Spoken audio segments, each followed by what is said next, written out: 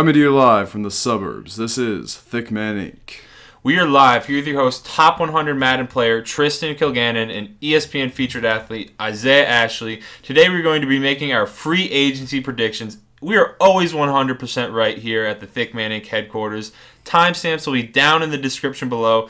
Leave us a like, lob us a sub, and starting off we have Tom Brady leading the way for quarterbacks. Brady has stated that he wants control over making roster decisions and wants influence over play calling, according to Diana Rossini on ESPN. There's several rumors where Tom Brady has been linked to the Chargers, Raiders, was linked to the Titans, but recently they have re-signed their quarterback Ryan Tannehill to a 4-year, $119 million deal. And this may come as a shock to many, but I have Tom Brady staying with the Patriots. As much as I think the Titans would have been the best option with Derrick Henry, the wide receivers, offensive line, they decided to go with Tannehill. I don't think he's going to want to go to the no fan existent Chargers. I don't think he's going to want to go to the Raiders. Their roster isn't very good. They still have Derek Carr under contract. I don't think they're going to look to move on from him. So I think he's going to stick with the team he's been with the past 20 years and go with the Patriots. Well, I disagree, though. I think Tom Brady is clearly going to the Kansas City Chiefs, and here's why. It has not been confirmed yet, but it's my suspicion that insider sources have backed up that Patrick Mahomes does in fact have the coronavirus. Once this virus spreads through the locker room, the team's confidence in him will be shaken. And much like we are seeing in Utah with Rudy Gobert and Donovan Mitchell, those relationships will be hard to mend. So they are going to look to move on from Mahomes with Tom Brady. Now, if my sources are somehow wrong, and Mahomes is sitting at home in a bubble in a hazmat suit, and Tom Brady will most likely re-sign with the Patriots. It's just the Patriot way. Although I could see him trying to trick a team into setting things right, opening heaven and earth, opening their wallets, doing everything they can to get Brady, and then have him re-sign with the Patriots. I feel like he can meaningfully screw some teams that way. I mean, I think the viewers could see how ridiculous that take is. There's no way with the cap space they have that they'd re-sign him. Patrick Mahomes is so good that they would probably be willing to play with him having coronavirus. I think they would risk it, give them a competitive advantage. Maybe they can get the other team sick as well. Patrick Mahomes can be as good as he wants, but when the receivers refuse to catch the ball because it's been contaminated by his hands, it doesn't matter. I think they'll be willing to catch passes from what could be a future Hall of Famer. Well, probably will be a future Hall of Famer and could be the greatest quarterback of all time. We'll have to wait and see. But if Mahomes gets corona, I expect a Brady to the Chiefs move. Let us know what you think. Next quarterback, we have Dak Prescott. Cowboys fans love him. They do not love the fact that he declined their offer of $33 million on average salary, $105 million guaranteed. But I think he's going to stick with the Cowboys. He'll probably get franchise tagged. I don't know if they'll be able to work out a long-term deal. I don't think the Cowboys will be willing to go above $35 to $36 million a year. I don't even know if they're willing to go that high. But no matter what, I don't see Dak Prescott playing in another jersey next year. Dak Prescott is clearly worth the money which could be spent on him. You don't need to look far to see examples of this. You could look at Kirk Cousins' contract, a massive contract which is probably overpaying. You could look at Ryan Tannehill's contract, which is roughly $29 million a year, I believe, which is massively overpaying.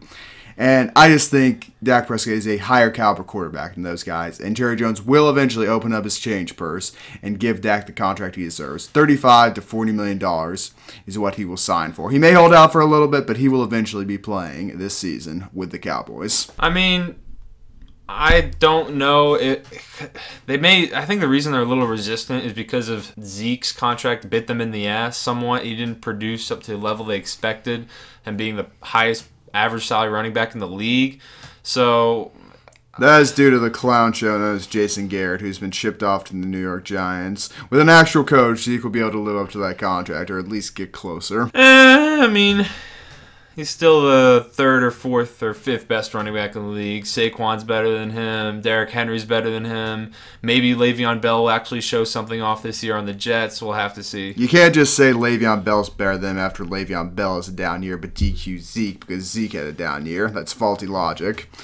But moving on. Jameis Winston. Jameis Winston feels like a backup plan for a lot of teams. He's a big question mark. Threw a ton of touchdowns last year, 33. Also threw a mind-boggling 30 interceptions. I really like the idea of him sitting behind Ben Roethlisberger because of how similar they are in play style. But the Steelers have basically no cap room.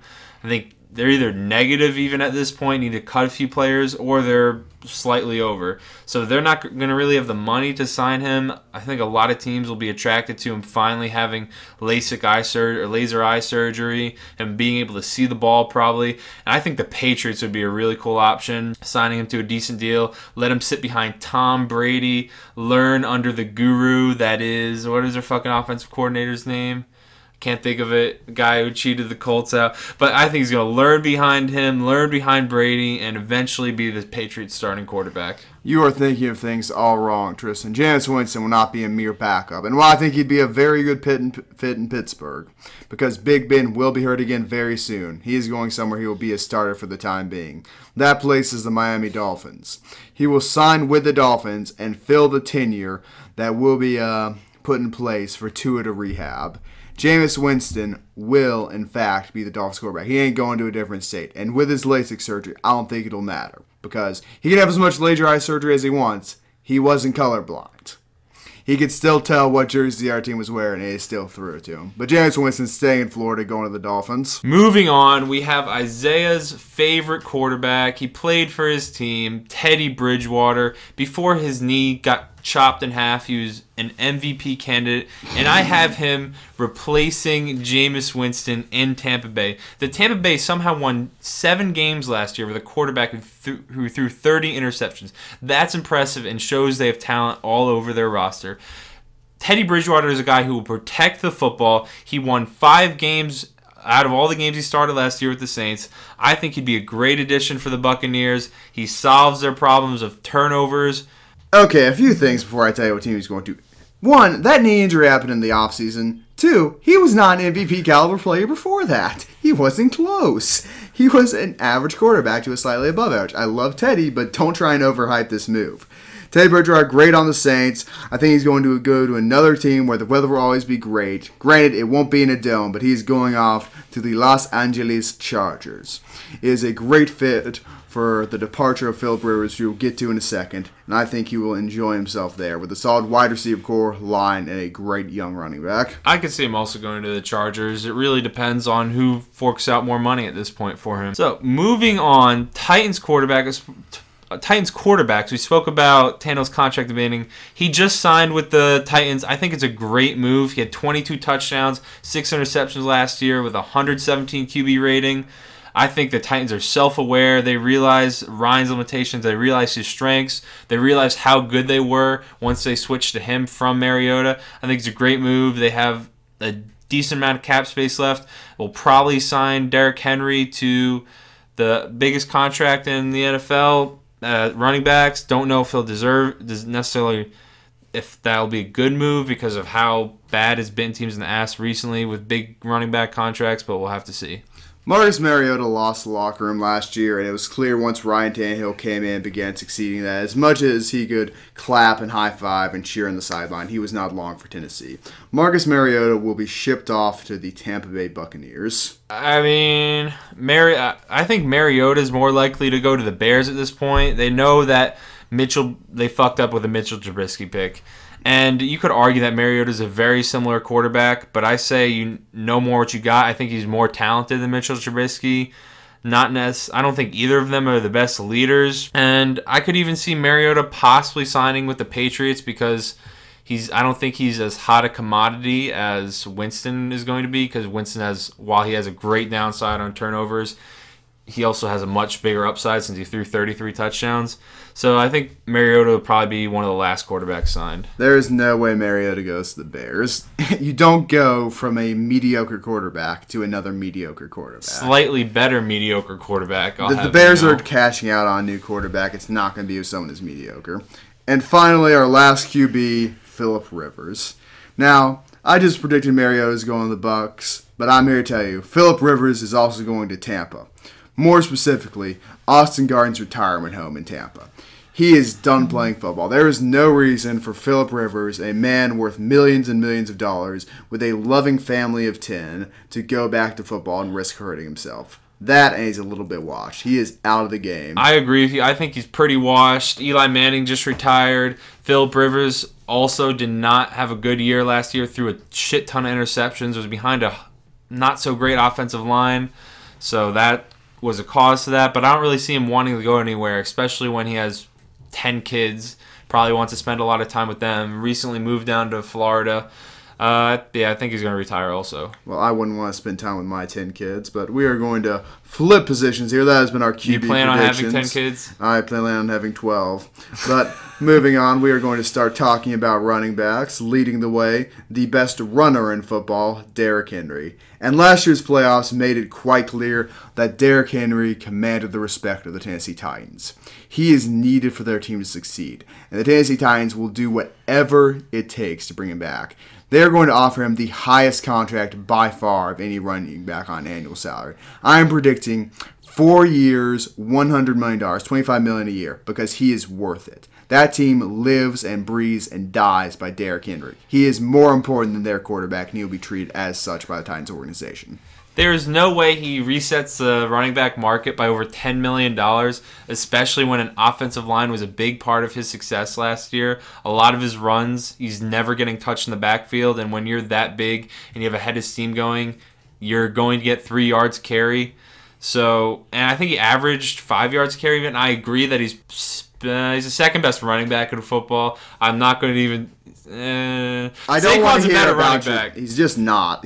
You're biased, and he's just not as good. Saquon's a better running back, and there's no way he resets the running back market by $10 million. I do think he's better than Zeke, but the offensive line was so good that I think you're overestimating. He got shut down in the playoff game Tristan, against how good was the Cowboys' offensive line when Zeke reset the mark? The best running... Probably one of the best. So obviously. it doesn't matter when it comes to that. The running backs will still get paid. Derrick Henry is the rare commodity in the NFL, a modern running back, a running back in modern times who is worth the money, and he will be treated as such. Acting like he's not getting paid $25 million a year, He's getting paid $25 million. The Titans need him, and you know it. The Titans are going to be one of the best teams in the AFC with Derrick Henry running the ball. He's not going to be getting paid that much money. Led the league in rushing, dominated the playoffs, the most unstoppable force. It took the Chiefs putting 11 men in the box, it felt like, to beat him. And it's okay to be wrong, Tristan. When Derrick Henry is a rich man, you will know I was right. I mean, I don't disagree with you that he's one of the best running backs in the NFL and he's going to get a lot of money. But there's no way he's getting that much money, especially when teams have been burned by big contracts from running backs in the past. So you think he's going to get more? Because $25 million feels a little bit small for me. I'd go up to $30 million, but I'm being hesitant in saying 25. You think he's going to get $30 million when Zeke is paid $15 million a year? He's worth it. He could get $30 million. I'm saying 25, but I won't be shocked at 30. People be riding in the streets of Tennessee. I don't care. Running back that's already had, I think, around 800 carries over his career is going to get $30 million. It could happen. He was the best running back regular season, best running back in the playoffs, best player on that team. He'll get paid. I don't see why you have an issue with this. I don't have an issue with them re-signing him. I have an issue with you think he's going to get paid that much money. $25 million is not that much money for your team's best player. Think about what Michael Thomas is getting right now. Michael you can't Thomas? guard Mike. He is a wide receiver making record money. And How much is Michael making again? I believe it is the same or similar contract. I think he's on a $100 million 20. contract. But that doesn't change my point. Derrick Henry will have a $100 million contract in his hands by this time next week, barring a corona cancellation. Maybe a 7-year, $100 million contract. And we can keep spinning our wheels and debating this, but we are going to move on to our next and only other running back in Melvin Gordon. And Melvin Gordon had a disastrous year for the Chargers. He held out, then Austin Eckler came in and showed that Melvin Gordon wasn't that hot of a commodity. And he is trying to regain some luster, some fame, some recognition, which is why he'll be going to the Miami Dolphins. He'll be one of the many players the Dolphins bring in this year to set up for the rise of Tua. He is a good running back, even if he makes poor financial and signing choices, and it will be apparent this year in Miami. Yeah, I mean, he really fucked himself with the way he handled his contract last year. No one's mind has really changed that he's elite running back. I don't think anyone has him as a top 5 running back. Some people may even look at him as less of a running back now. He's had one 1,100-yard season, and the only season he played 16 games. Never plays all 16 games. Eckler's staying with the Chargers, so they have a very good running back. They'll have $51 million cap. That's before they signed Eckler, I believe. I'm not sure. They'll have enough to sign a Teddy Bridgewater type guy. That's where you had him going, right? Yes. So, I mean, they'll be able to get someone like that. They won the battle with Melvin. I think Melvin will be going to Like I said, I could see him going to the Dolphins, but I also could see him going to the Broncos and pairing him with Philip Lindsay and a few other defensive free agency signings I could see the Broncos making. I don't think they want to risk having another running back who will both. I mean, Melvin Gordon's a similar type of running back. He will eat up some catches, which Philip Lindsay, that is his best trait. He can catch the ball and go. I don't think he's a much better runner than Philip Lindsay, though. Is he really? Well, they're both good running backs. I mean, I don't think any team would want to not have them. With the many needs of the Denver Broncos, I don't think they splurge on having a nice little bonus piece and an additional running back. Like I said, I think people view him as even less now, so I don't think he's going to be getting any big money from anywhere. Still, I don't see him going to the Broncos. That just seems unlikely to me. All right. But moving on, the wide receivers of the league, there are 3 fairly large names worth talking about. First off, Amari Cooper. I'd say borderline top 5 wide receiver in the league, but that doesn't really matter. He will re-sign with the Dallas Cowboys because I already predicted Dak Prescott staying, and with Dak Prescott, you have to have Amari Cooper. Jerry Jones will not let Amari Cooper walk. He may overpay him a little bit. It'll be against Jerry's will to give him that much money, but Amari Cooper will be staying in Dallas. Yeah, I agree with you. I think Amari Cooper, with the recent new CBA, they're not going to be able to transition tag, which I didn't even know what a transition tag was. So I think he's going to get a long-term deal while Dak whines about his contract and gets a franchise tag. If the situation somehow really implodes and the Cowboys do not land Dak Prescott, I could see him landing with the Bills. They don't have any receivers. Their best receiver last year was probably Cole Beasley. Josh Allen has been flourishing. Unfortunately, I didn't think he was going to be very good, but he's balling out over there, so I could definitely see him landing with the Bills if everything truly implodes. Did you really say the Bills don't have any receivers? They don't have any elite receivers. John Brown was very good last year. Amari Cooper's a better receiver by John Brown. You say that, but John Brown had over 1,000 yards. He was a real receiver. Don't try and say they don't have any receivers. I'll refute you right there. Don't slander my man John Brown. But I could see him going there if the Dallas situation breaks down. I don't think it's breaking down. I don't think anyone really thinks it's breaking down. Dak Prescott's not that insane. Cowboys fans, let us know what you think in the description below, in the comments below. He knows Jerry will not let him walk. But moving on, AJ Green is a free agent, and rumors swirled last year about him wanting to test the market. Didn't play a game, dissatisfied with the Bengals organization, partially due to terrible coaching, partially due to terrible ownership. But the Bengals will do everything in their power to set up Joe Burrow for success. And the first part of that is getting an elite wide receiver for Joe Burrow to throw to. The Bengals will re-sign A.J. Green, and A.J. Green's mood will improve when he has a great young prospect throwing to him. No matter what, he's going to stay with the Bengals. They're going to use their franchise tag on him. If he really doesn't want to play there, I think he'll be sitting out the season once again, wasting another year of his career. I think the Bengals are going to be desperate to put talent around Joe Burrow early. They don't want to see him fail. They want to build him for success. So I think he'll be in some way or another with the Bengals next season. And finally, Josh Gordon. Josh Gordon, who was previously indefinitely suspended for marijuana, may be out of trouble as the new CBA allows players to smoke the dang kush. Now, Josh Gordon has quite a few options. I think he is one of the most talented receivers in the league. A lot of GMs may think he's a high risk, substantially less of a risk now that you can legally smoke marijuana in the NFL and not get suspended for it. Josh Gordon will likely go the way many other free agents of mid-ish to high-ish level talent go and sign with the Miami Dolphins. They've got a lot of cap space. They're looking to make a splash. I think Josh Gordon will settle down in Miami. I could definitely, because they have a ton of cap space. I think it's close to $90 million. I could definitely see him going there. I could also see him going to the Bills, like we talked about. I think the Bills are going to make a big push to put another receiver next to John Brown. I'll admit, I kind of forgot John Brown existed on the Bills roster, but they do not really have a number 2 guy. They don't have a fantastic tight end, so I think they're going to really try and bolster their roster and offensive talent behind Josh Allen, and we'll look to sign him or another receiver, or they may try and find a receiver in the draft. Bills seem unlikely. It just doesn't feel like the move they're going to make this offseason. But moving on, wrapping up our offensive players, we have the O-line. Offensive line. The unsung heroes. And the Giants need offensive line so badly. Jack Conklin, I hope they make a move to sign him. The Giants will hopefully let go of the travesty that was Nate Soldier. Signed him to a ridiculous contract. I'll admit, at the time I was excited, but he does not have near the resume that Conklin has. Conklin's been a Pro Bowler a few times. One time. Okay, but he's had a very solid career for the Titans. Titans aren't gonna have enough money, especially with Isaiah thinking they're gonna give him $25 to $30 million a year. I want the Giants to sign him, help out Daniel Jones, but the more realistic option is I think the Browns. I think he feels like a player the Browns would want. You know, he was a guy with the steroids, right? That was Taylor Lewan. Oh, that was Lewan? Yes, that was never mind. A really good one. But I think Jack Conklin's more likely to land with the Browns. I don't want to say they have more talent than the Giants. They have more talent than the Giants. But they do have more talent than the Giants. They're going to look to protect Baker Mayfield, give him more time in the pocket. He was running around on his not so very fast legs, so I think he's going to land with the Browns.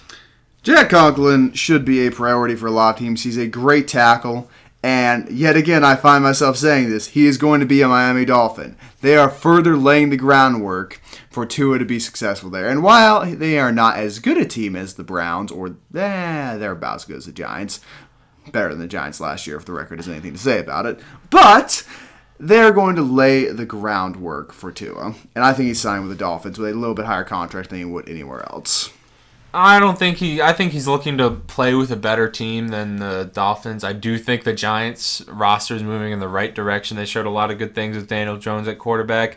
Daniel Jones is going to fix his fumbling problem, but like I said, I think the Browns are the most likely team for him at this point. I find that highly unlikely, but moving on. Our final O-lineman. Offensive tackle, Jason Peters. I think he's going to land with the Chargers. They had a lot of issues with pass blocking last year. Couldn't protect Phil Rivers for his life. He threw a lot of interceptions. I think he'll be a great piece to add to the roster. If they sign Teddy Bridgewater, like Isaiah says, that'll be some protection for him. So I think he's going to land with the Chargers. Maybe he'll go to the division rival Giants and help him out. Maybe, protect Daniel Jones a little bit. He won't go to the Giants. No one's going to the Giants. He wants to play in New York. But Jason Peters, he is a valuable asset. He's a multi-time Pro Bowler. He's a great tackle. He's borderline Hall of Fame if his resume continues to be this impressive. And he will demand a large contract. And you know who's also got a lot of cap space? The Cleveland Browns. They need to protect Baker Mayfield. They are a talented team, but they have a weak O-line and a weak coach. One of those things has been fixed. One of them is going to be fixed. Jason Peters will be a Cleveland Brown by the end of free agency. The Browns are definitely going to land some offensive line pieces. I think they're more likely to go after Conklin because Conklin's 25. Jason Peters is 32 or 33. I think they're really trying to build the roster young, since their whole roster is young for the most part, except Olivier Vernon's older, but he also isn't playing very well anymore. So I don't think he's as likely to go to the Browns, just because I think they're probably going to attack Conklin more. The Browns have no time to build. Now is the time they need to win. They need a guy who can win now, and that is why I think Jason Peters is. But that has been our thoughts on offensive free agency. Let us know where you think Tom Brady is going. Let us know what you think about the Cowboys situation. Appreciate everyone for tuning in. See you next time. Adios.